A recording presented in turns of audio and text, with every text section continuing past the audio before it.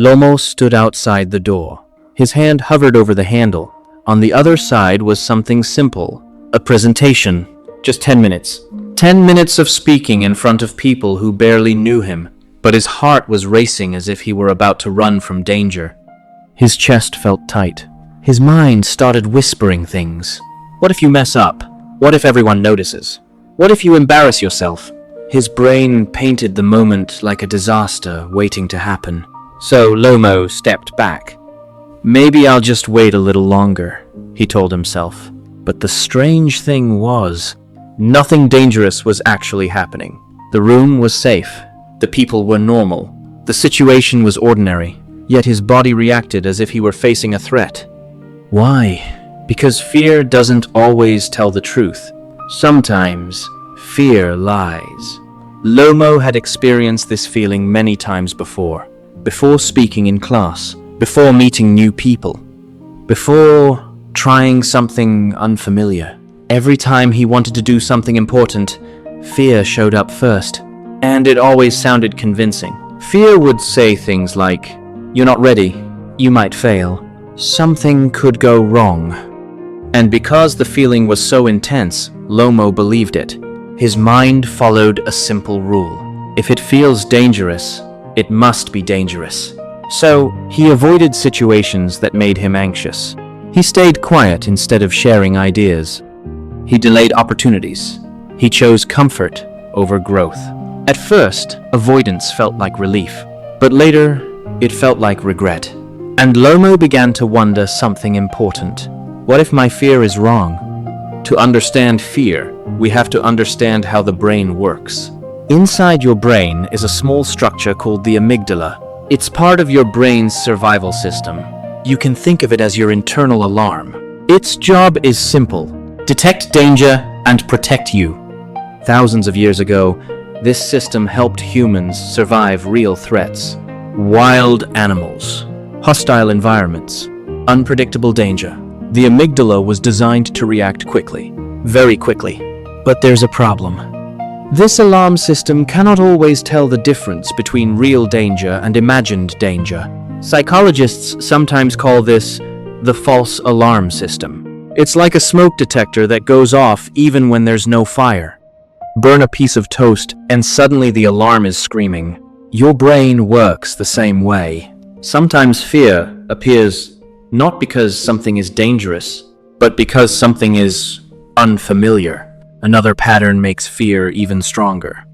It's called emotional reasoning. This is when the brain follows a simple rule. I feel it, therefore it must be true.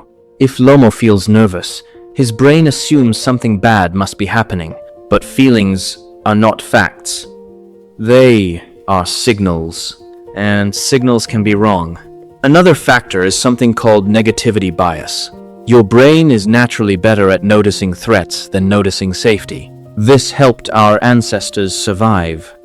If early humans ignored danger, they didn't live long. So the brain became extremely sensitive to negative possibilities. It constantly scans for problems, but that also means it often exaggerates risk. Fear also craves certainty. Your brain prefers a predictable story, even if that story is negative. So fear fills in the blanks. If I speak, I'll embarrass myself. If I try, I'll fail. If I go, something will go wrong. The brain invents worst-case scenarios just to create certainty. Even if that certainty is false, and then something even more powerful happens. People begin using safety behaviors. These are small habits meant to reduce fear. Avoiding eye contact. Over-preparing too much. Staying silent. Avoiding situations entirely.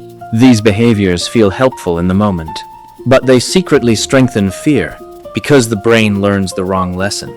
It learns, I survived because I avoided the situation.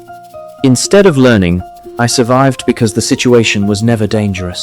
When Lomo understood this, he began trying something different. First, he started questioning his fear. Instead of automatically believing it, he asked himself a simple question. Is this a real threat or a false alarm? Most of the time, it was a false alarm. Second, he stopped obeying fear immediately. Instead of avoiding situations, he practiced taking small steps toward them, speaking one sentence, sharing one idea, staying in the situation just a little longer. Each time he did this, something important happened.